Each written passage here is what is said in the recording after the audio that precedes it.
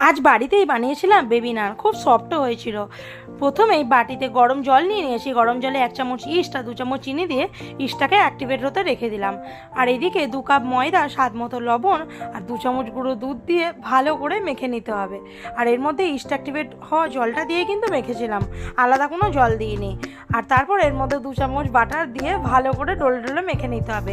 এটাকে প্রায় 1 ঘন্টা পর্যন্ত রেস্টে রেখে দেবো। বাটারটা দিয়ে মাখলে বেবি নানটা খুব সফট হয়। আর 1 ঘন্টা পর যখন এটা ফুলে ফেপে উঠবে, ডবল হয়ে গেলে এটাকে আবারও ভালো করে মেখে নিতে হবে 4 থেকে 5 মিনিট। তারপর এরকম লেচি কেটে একটু মোটা মোটা করে বেলে নিয়ে বাটার দিয়ে শিকে ভেজে নিলেই বেবি নান কিন্তু একদম তৈরি। আর এই বেবি নান যে কোনো চিকেনের আইটেম বলো, ঘুগনি, চানা মশলার প্রত্যেকটার সঙ্গে কিন্তু খুব ভালো লাগে। তো আজকে আমি বেবি নানের সঙ্গে কিন্তু চানা মশলা বানিয়েছিলাম। চানা মশলার রেসিপিটা কিন্তু পরের ভিডিওতে আসবে। ভিডিও কেমন লাগলো অবশ্যই জানিও। আবার একটা নেক্সট ভিডিওতে খুব তাড়াতাড়ি দেখা হচ্ছে।